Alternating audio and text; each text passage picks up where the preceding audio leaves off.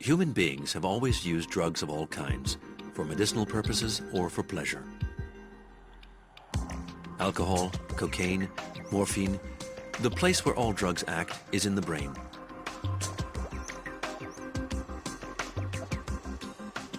Biology is now able to explain how they work inside of our heads, while research on drugs has enabled science to better understand how the brain itself functions.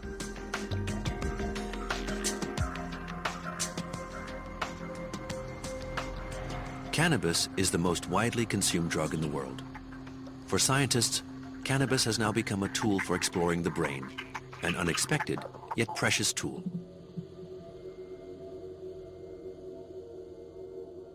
Cannabis sativa, which originated in the Indian and Chinese foothills of the Himalayas, has long been used for rituals and its therapeutic virtues.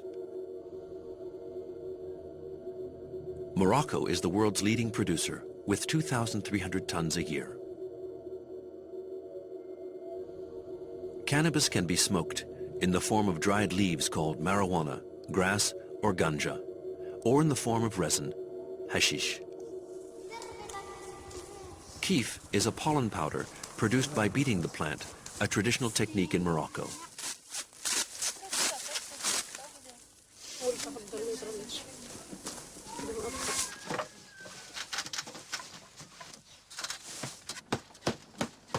With 160 million users, it's the most widespread illegal drug in the world. And yet, cannabis has allowed scientists like Daniele Piomelli to discover a system vital to the functioning of the brain and whose existence no one even suspected just a few years ago. We know much more now than we did 10 years ago, naturally, but I think we still are missing some of the major points. I cannot estimate. I cannot make a percent estimate. I can tell you that we are now with the cannabinoid world, where we were maybe 30 years ago with analogous transmitters like serotonin or dopamine. We are I think at a wonderful point where we are beginning to really appreciate how important this system is. I'm getting excited about its importance, but we really we don't fully comprehend the system. Studying the psychoactive effects of drugs would not have been possible without rats or mice. They share many of the same genes as human beings, and drugs stir up the same kinds of tempests in their brains.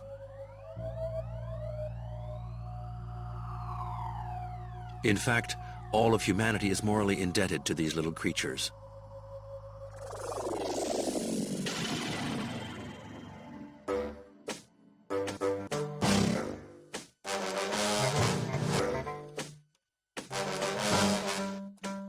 We can intoxicate rats, manipulate their genes, even cut them up into little pieces.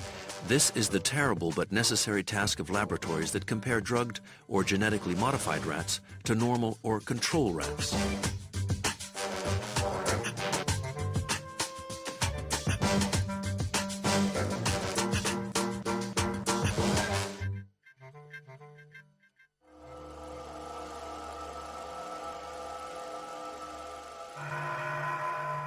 Like all drugs, cannabis, shown here under an electron microscope, acts by hijacking the brain's communication system. For our brain spends most of its time talking with itself. For it to function smoothly, there has to be an ongoing dialogue among our 100 billion nerve cells, the neurons. To circulate the information, the neurons send each other chemical messengers called neurotransmitters. Whether it be pleasure or pain, or the rate of information exchange, the neurotransmitters control a subtle and complex equilibrium that regulates all the functions of our organism. Between each neuron, there is a tiny space bustling with activity. It is here in the synapse that the neurotransmitters do their job. To transmit information from one neuron to another, they fit into their corresponding receptors. At the beginning of the 1990s, researchers observed that the cannabis molecule fits into certain of these receptors. This means that our brain produces cannabis-like molecules. These molecules and their receptors form what the specialists, like Rafael Maldonado, call the endogenous cannabinoid system. Endogenous because it is found within our organism. Since 1980, we've known that there exist specific receptors. That means our brain and organism are set up to receive these molecules, to receive the cannabinoids. Our organism has specific receptors, specific proteins to fix these cannabinoids. Not that we're going to feel the effects of hashish or marijuana. It's not that. It's because we have this whole endogenous cannabinoid system. To give you an idea of just how vast this cannabinoid system is, we note that there is a far greater number of cannabinoid receptors than for any other kind of traditional neurotransmitter. Scientists were amazed by the number of these receptors. In certain zones of the brain, they are up to 12 times more numerous than the receptors for fundamental neurotransmitters like dopamine.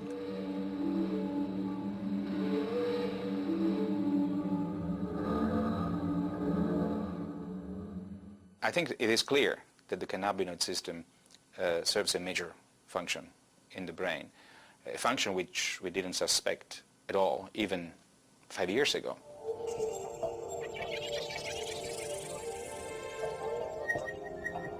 In the brain, this system acts mainly on the cerebellum, which coordinates motor functions, the brainstem, which controls our vital functions, the striatum, the hippocampus, and the amygdala, which governs reflex functions, memory, and anxiety.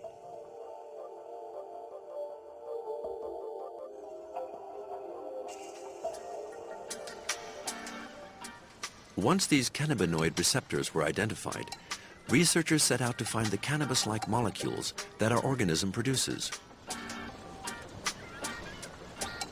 And this was a journey into the terra incognita of the brain.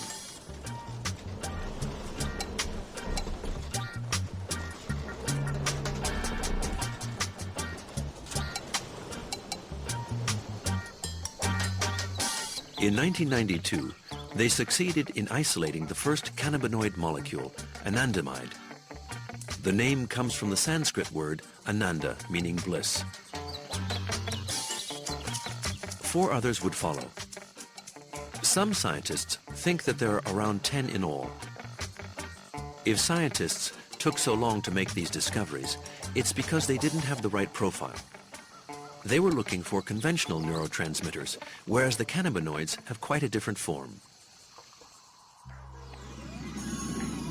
Let's take dopamine, for example. This neurotransmitter waits in the first neuron until it is called upon to act. Then it's liberated into the synapse and fixes onto the receptors of the next neuron. Cannabinoids don't really exist as such.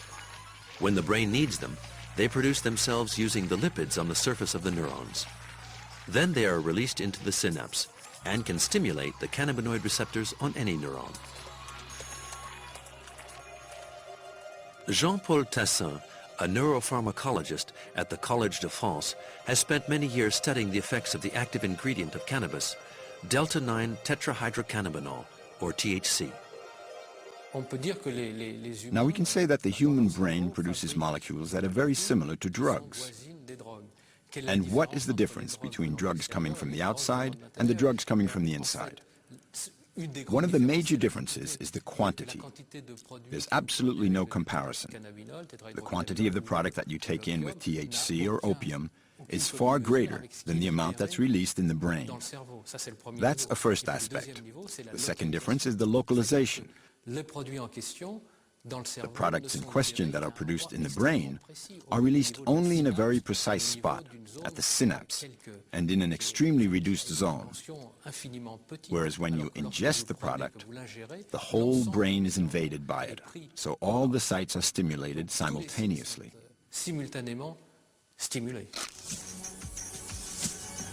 Isso aí. Muito louco.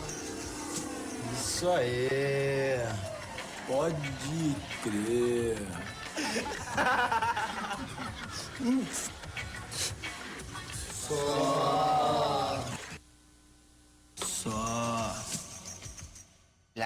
The only thing that the joint does is to activate the endogenous cannabinoid system.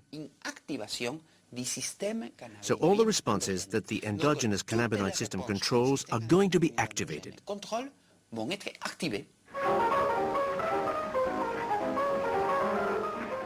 Under the effect of cannabis, the smoker becomes euphoric. Certain pains and anxieties disappear. There's a heightened sensitivity to colors and sounds. Memory of recent events is impaired. Movements are slowed down. The appetite is sharpened. These effects are nowhere near as intense as with cocaine or heroin, and that's why cannabis is called a soft drug. There are no serious physical effects with cannabis. So everyone can say, well, it's not that bad then. There is a psychotropic effect, but it's not really very powerful either. So you have those who are for cannabis and those who are against cannabis. So it's the perfect topic to start an argument, the perfect subject to disagree on. And you can be on both sides, and almost always, both sides are somewhat right. In my distress, sweet marijuana. Cannabis began to spread through Europe in the early 19th century. In Paris in the 1850s, there was the Club des Hachishans, attended by writers like Théophile Gautier, Charles Baudelaire, Gérard de Nerval, and the painters Honoré Daumier and Eugène Delacroix.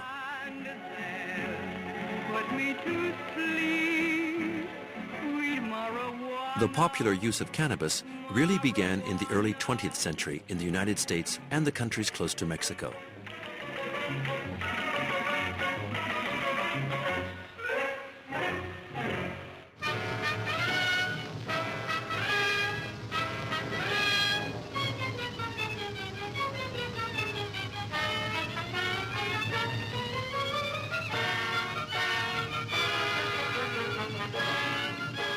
In the 1930s, Western countries outlawed cannabis.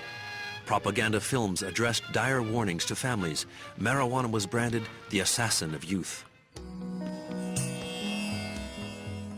But in the circles of jazz, artists, and poets of the Beat generation, marijuana was used openly. And with the hippie movement in the middle of the 1960s, the consumption by young people skyrocketed in the United States and then in Europe. Cannabis became the peace and love drug.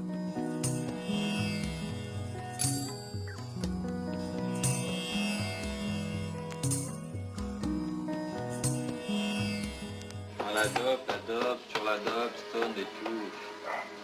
La plupart des trucs me rendent vraiment triste. Le pied, la planète, il n'y a plus que ça. Pourquoi tu fumes, toi? Tu fumes, toi? Tu fumes, toi? Tu fumes, toi? Tu fumes, toi? Tu fumes, toi? Tu fumes, toi?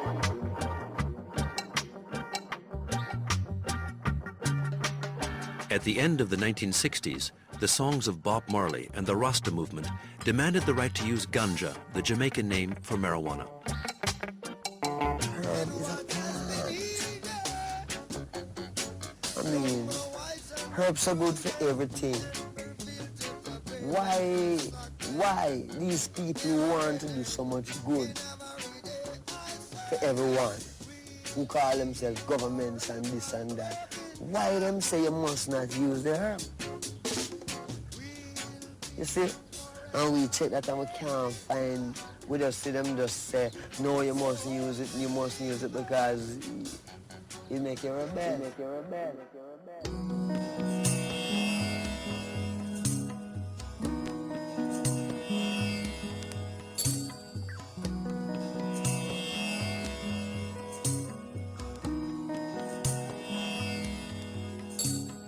An estimated 4% of the world population smokes cannabis.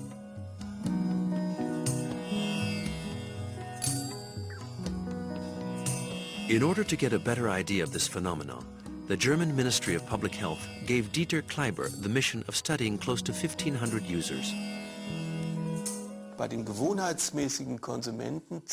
Among the regular users, we have identified 3 rather distinct subgroups, which allows us to make a subclassification. Die also so eine Subklassifikation ermöglichen. und die sich inhaltlich wiederum in der Art des Konsums und der Konsummodalitäten differenzieren. Da gibt es zum einen eine Gruppe, die sogenannten... Firstly, there's a group that we call the individual users, Cannabis zur Entspannung, who consume cannabis to relax after a day of work, usually alone, while listening to music or reading, etc. Liest etc. Die unterteilen sich die Individualkonsumenten. This first group is quite distinct from what we call free-time users, who consume rather frequently during parties, at a discotheque, but only in the company of others, never alone. Diskotheken etc. Nicht aber, wenn sie alleine sind. Besonders interessant war aber eine dritte Teilgruppe, die sogenannten chronischen Dauerkonsumenten. But the most interesting group was the third, the ones we call the chronic long-time users. Und gleichwohl These are usually the youngest of the users, and they also started using at the youngest age. Their percentage of dependence is the highest of the three groups, 28%. Abhängigkeit bei Cannabiskonsumenten. In conclusion, we think that the dependence of cannabis users can be of a psychological nature. Vergleichsweise selten auftritt. Bei However, when we compare the figures, dependence seems to be the exception, because it affects 1 or 2% of cannabis users, and mainly in the group that is already vulnerable, that already had previous problems of adapting and psychological problems.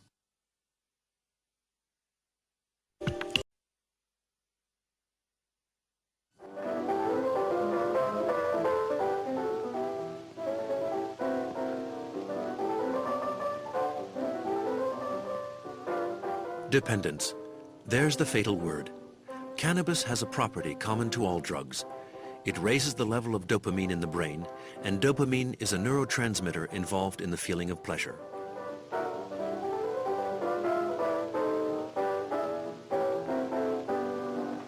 Oh, Jimmy, you're wonderful. You're just finding that out.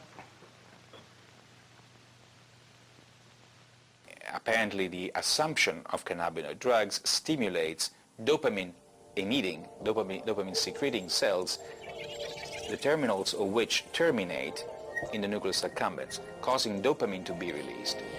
Now, this is important because the nucleus accumbens is one region of the brain that participates in driving our desire to eat or to consume drugs. So stimulation of dopamine in that area, activation of dopamine receptors in that area, would cause, presumably, drug seeking.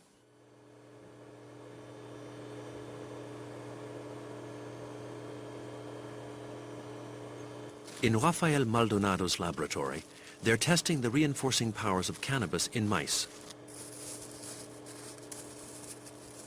To put it plainly, this experiment will show whether the mice like cannabis and if they become dependent on it.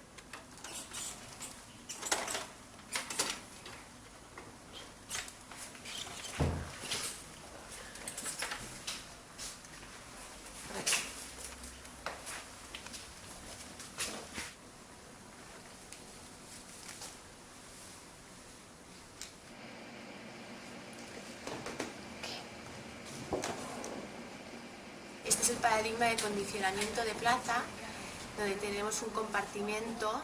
We place the mice in a box with two compartments.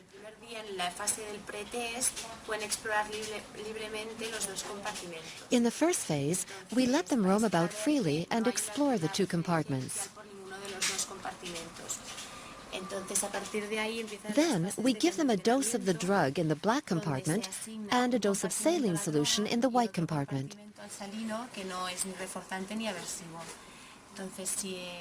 If the drug has a reinforcing property, the mouse will prefer to spend time in the black compartment. If it is repellent, it will prefer the white compartment. And when the mice receive injections of cannabis, they spend more time in the black compartment, proof that they like it. But to measure the degree of dependence in humans, doctors and researchers refer to a manual used to diagnose mental disorders, the DSM-4. The DSM-4 system gives the criteria that enable us to diagnose whether a person is in a phase of anxiety or a process of depression, of schizophrenia, or substance dependence. It's a set of criteria. If we interpret these criteria very strictly, we can say, yes, cannabis has properties that lead to dependence. But if we analyze cannabis, does it or does it not lead to physical addiction, then it's evident that the cannabis, the human consumption of cannabis, does not lead to physical dependence, in the sense that when one stops consuming it, there are no physical disorders, no major physical disorders.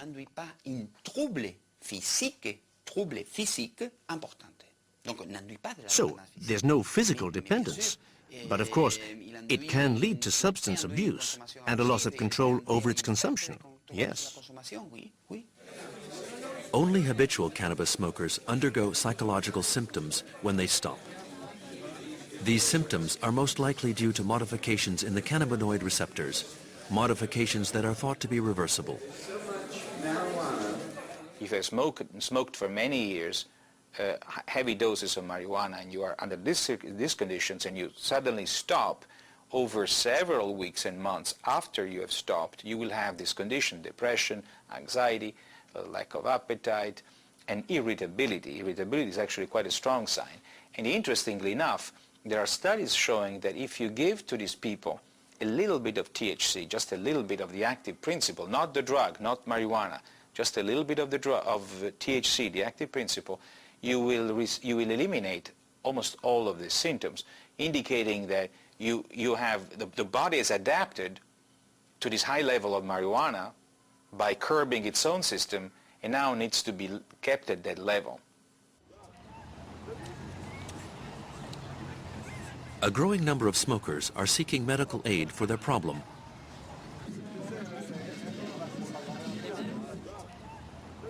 At the addictology service of Philippe Battel, 3% of the consultations are cannabis-related.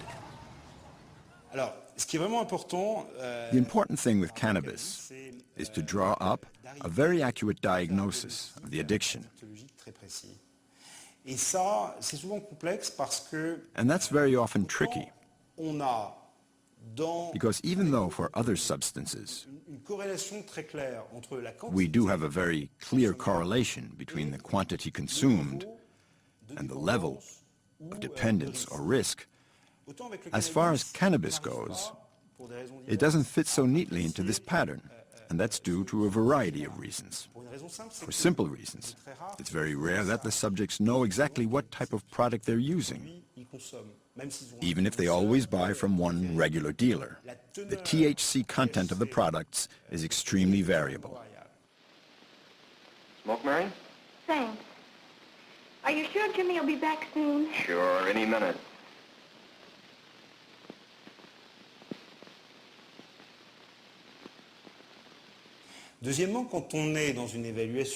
Secondly, when you're trying to do an evaluation, and even if you ask the subject to note down what he smokes day by day, he has a hard time doing it. And that's because cannabis impairs short-term memory. And then there are different ways of smoking. When the smokers share a joint, if there were 3, did the subject take 1/3? Did his friend smoke more? We don't know exactly how much he took. That's the first problem. The second problem is evaluating the degree of dependence. This is difficult because usually the subject has been minimizing the consequences for a long time. He minimizes them not because he's lying, but because he doesn't have the cerebral, the cognitive means to admit that he's in trouble. For example, he'll say, I smoke because it makes me feel better with my friends. And then you dig a little deeper, investigate further, and then right away he'll say, when I've smoked too much, I go into a smoker's paranoid trip, where this other person, whom I know very well, turns into a stranger, turns into someone who could potentially do me harm. It's a very distressing experience for a smoker.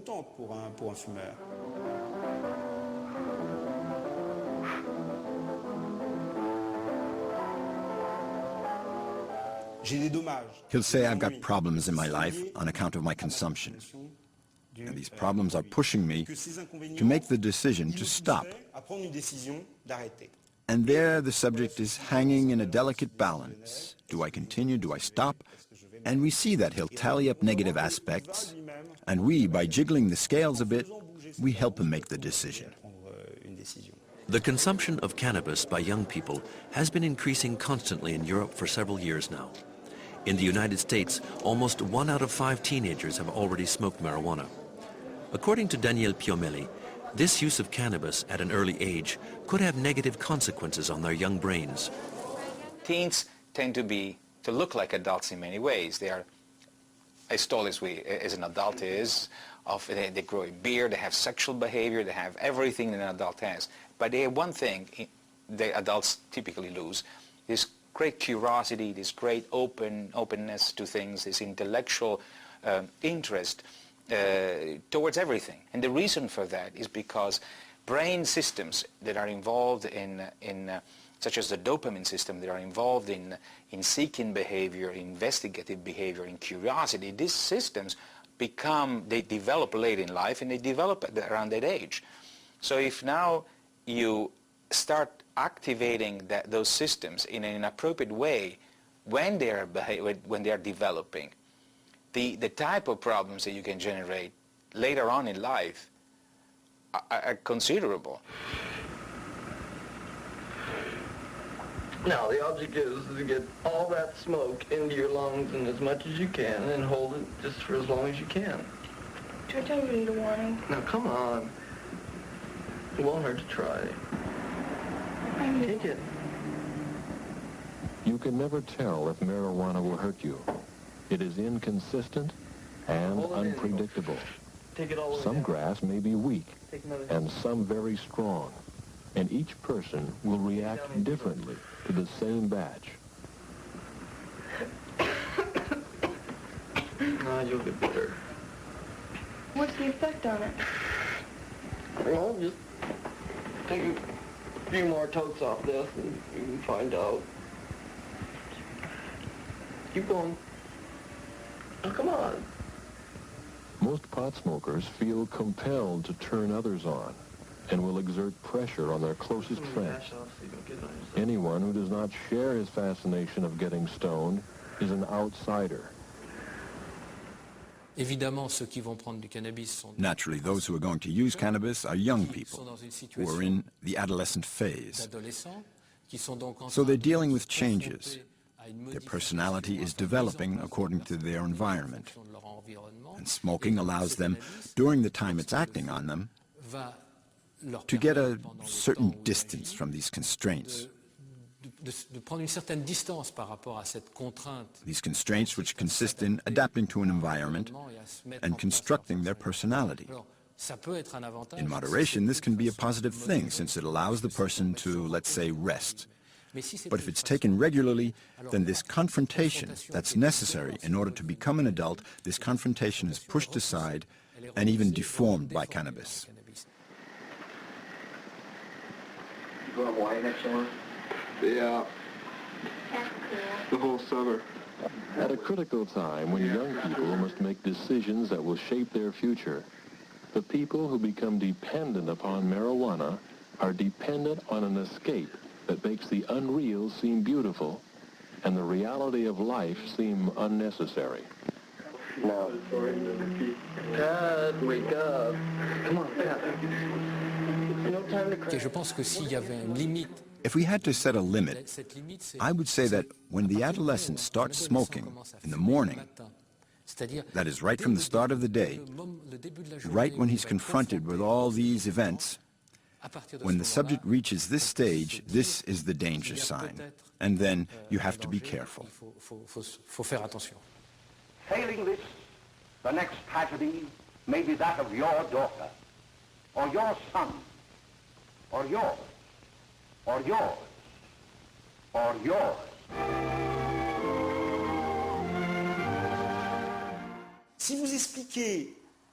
If you explain to a teenager that if he smokes a joint, he's sure to become dependent, and he's going to start shooting up heroin, it's simply not true.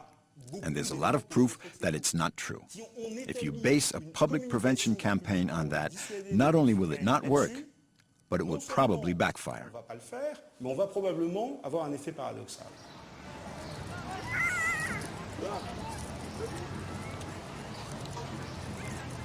High doses of cannabis can lead to a psychological dependence, but not a physical dependence. So how is one to do a drug prevention campaign against a drug whose effects are, according to scientists, minor? Now, of course, I would like to see action taken on cannabis, and it needs to be done. But firstly, it has to be done with caution.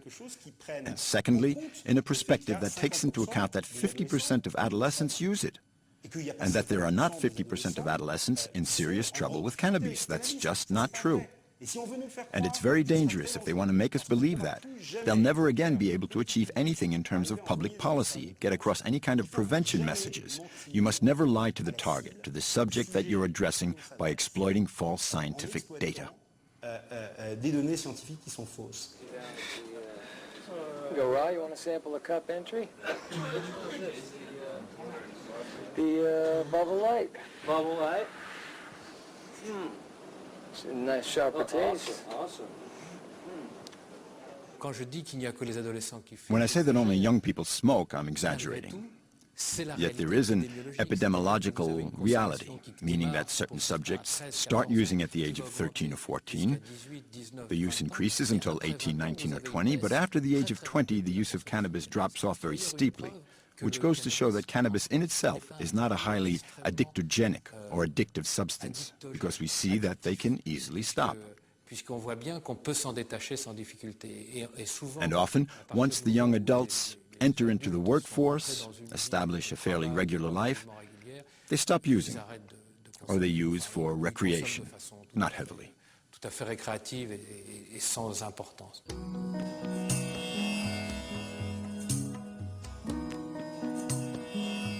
The growing and using of cannabis is outlawed in most countries. So some people with a green thumb fall back on closet cultivation.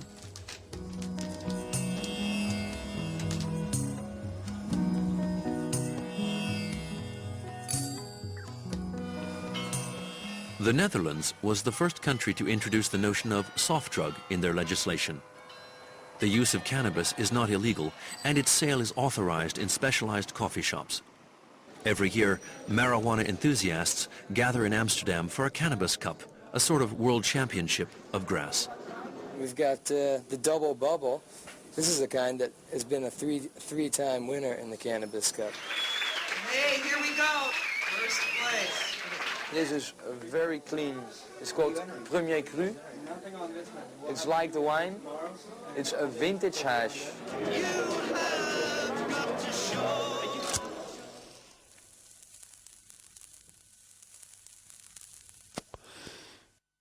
In recent years, however, this soft drug has been accused of triggering a serious psychiatric disorder, schizophrenia.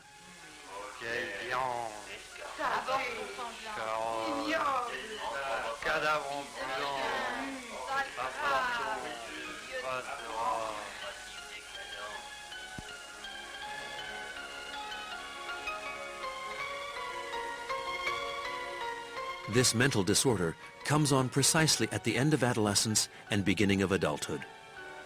It's characterized by a loss of contact with reality, a disintegration of the personality, and hallucinations.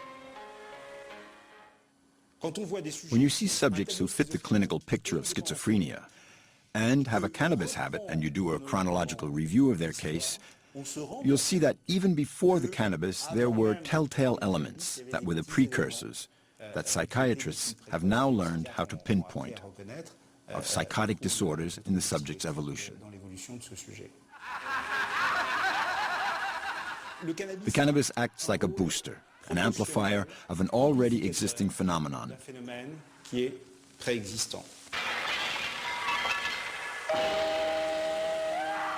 It seems we've approached the problem of schizophrenia and cannabis from the wrong direction. Schizophrenics are indeed particularly vulnerable to substance dependence. In addition to problems with alcohol and tobacco, many are cannabis users. Yes, schizophrenics use a good deal of cannabis for reasons that have been well investigated, and that are, firstly, it allows them to experience a feeling of, if not euphoria, then pleasure. And we know that one of the symptoms of schizophrenia is the loss of the capacity to feel pleasure. The substance allows them to do it pharmacologically. And secondly, the very fact of having to go out and procure the substance, which, as you know, is illegal, and for which you need contacts, creates a certain social network. And isolation of the subject is another of the symptoms of schizophrenia. So, of course, this is oversimplified. We could say that cannabis use by a schizophrenic has beneficial effects that counter the disorder. So the idea is that cannabis use is therapeutic for schizophrenics. This is one of the major difficulties when dealing with the question of this drug. It is illegal in most countries, and yet cannabis does possess recognized therapeutic properties.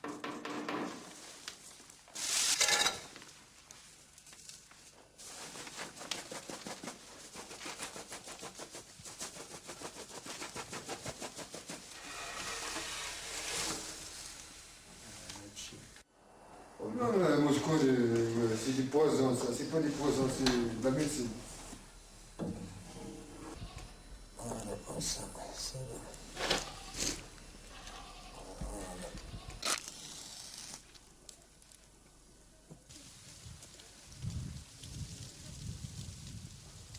El kif mejor que el tabaco. El siempre, 50 años, yo fumar kifi. مش مغير الناس كيوقع فيهم طنشي وقع فيهم مرض ما تصنع هو نهار كان عندنا حنا ما كنصنعوه شي كان مولا كيبقى سبيسي. What's more, certain countries like Switzerland have authorized its medical use and thus its cultivation as well. For me, this is a first. Doctors are beginning to prescribe hemp to their patients in Switzerland. This is a pollen extractor. We're going to recuperate the resin. Then we press it into a solid form that's easy to transport and to send to our patients.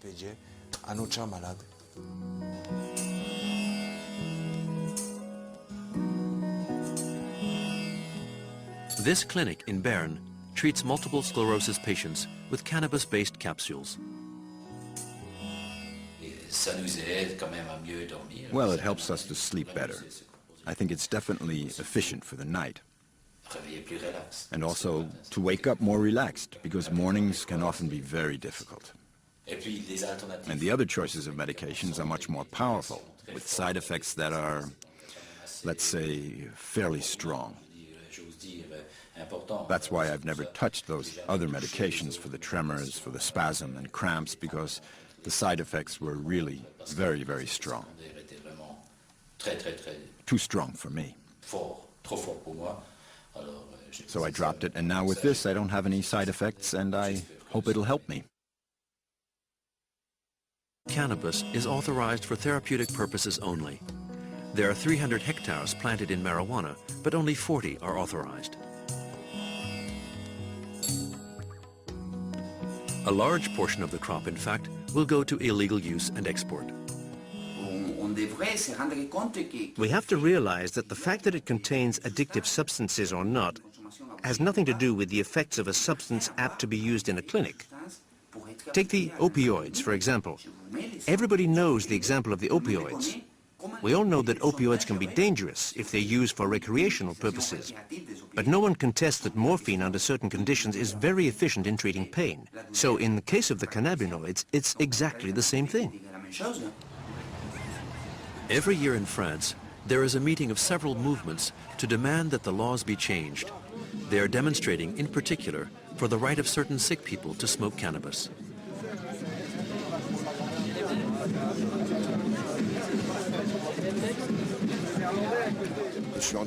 I'm in tritherapy. There are certain side effects that are very hard to take. I've seen that using cannabis attenuates these side effects, so there's no way someone's going to tell me not to use it. The message, the public health message there has to be very, very careful and very calibrated. If you have a patient who is dying of cancer and needs marijuana, I think it would be unethical to prevent this patient from using it for political reasons. In Canada, Australia, and Europe, people suffering from AIDS or cancer have forced changes in the legislation and obtained the right to smoke joints in order to ease their pain or nausea. Marijuana is a drug. It does produce effects that you cannot ask people to tolerate in a normal life. You don't want an analgesic that you take every day to cause memory loss. That would be disastrous for your work. Or to make you euphoric all the time. That would be a problem for your co-workers. Bom, sou Alfredo, Ana Elisa. Queria aproveitar o momento para pedir em casamento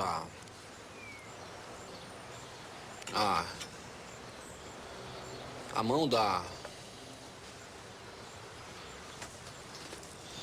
Ai. Natália. Natália. A maconha mata de vergonha. We're not going to go into whether the recreational use of cannabis is dangerous or not. That's not my problem. The endogenous cannabinoid system is a very good hunting ground to look for new medications. I think pain is probably one of the most likely to be areas in which cannabinoid research will make an impact.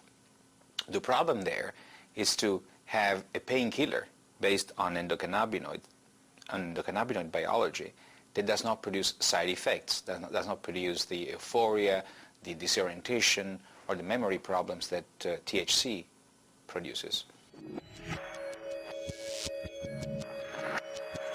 The problem with cannabis is that it invades the brain and stimulates all the receptors indiscriminately.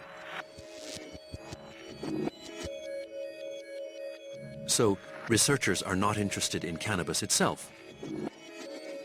For there are also cannabinoid receptors outside the brain, in the digestive system, the genital organs, the muscles, and also in the nervous fibers that control pain.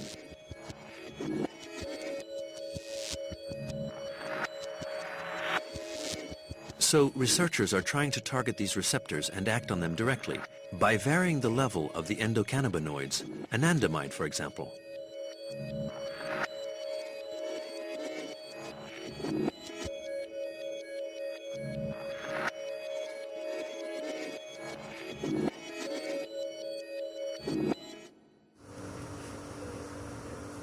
Daniel Piomelli has developed a painkiller that acts on the receptors locally. To test its efficiency, he ligatured the sciatic nerve in laboratory rats. This rat has received no treatment. Crippled by pain, it can hardly move.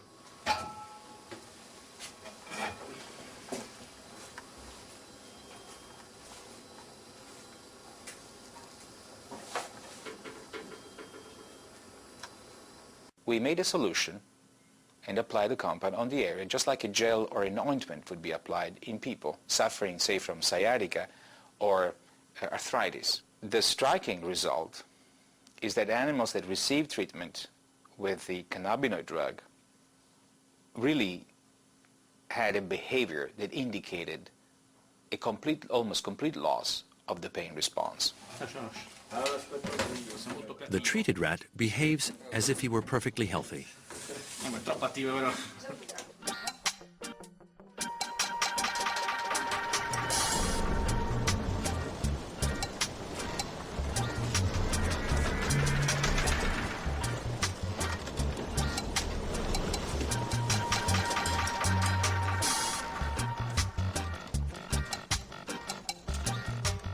This type of ointment could be used to treat pains that no other of today's medications can relieve. This is the case of the persistent pains due to diabetes, lesions on the nerves, or also the amputation of a limb. But research on the cannabinoid system has opened up new horizons of applications even more surprising than pain relief.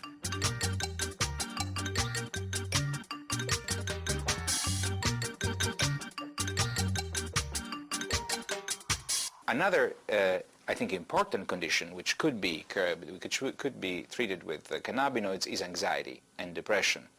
Work in animals has shown that if you block the deactivation of an endamide, so the pathway that leads to the destruction of an endamide by brain cells, if you block that pathway and you increase anandamide levels, instead of having the same effects as to those of activating cannabinoid receptors, you only have very select effects that include a profound anti-anxiety effect in animals. When anandamide has accomplished its mission in the synapse, it returns to the neuron. There, it is eliminated by other molecules. If a medication were to prevent this destruction, anandamide could act for a much longer time. That doesn't mean that they will work in humans necessarily the same way, but it's a start, and now we can develop new compounds that hopefully will eventually lead to anti-anxiety drugs in humans.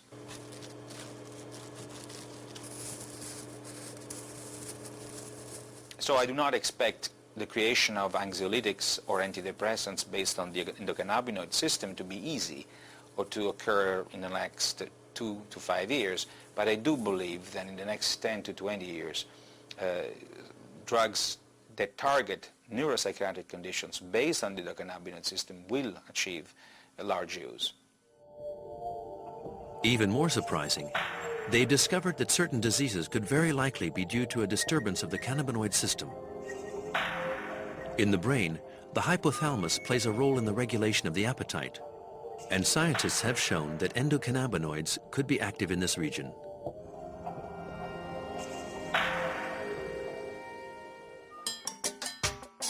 This property could be useful in treating obesity. A pharmacological company is on the point of commercializing a new treatment for obesity inspired by the science of cannabis. I have come to really appreciate science much more than I did when I was younger. I didn't realize how much science could be useful to everybody, till I became involved in the science enterprise and became part of it. What I have grown also to understand, however, is the fact that whereas the science enterprise has its ultimate goal in rationally understanding and helping, particularly in the case of the medical sciences, humanity, this knowledge must be translated into knowledge by the public, awareness by the public, because if that does not happen, there is never going to be political awareness. And if there is no political awareness, all the discoveries done in the lab will not be converted in public health decisions, which ultimately are what counts. The debate on cannabis, which has for a long time been biased by purely political arguments, can no longer ignore the scientific evidence. The work done in the laboratories, which is still not very well known by the general public, could profoundly change our image of cannabis. Scientists are making spectacular progress in learning about the effects of cannabis. And their decoding of our cerebral mechanics opens new horizons on medical treatment of the future. For researchers, a veritable revolution in biology is on the march.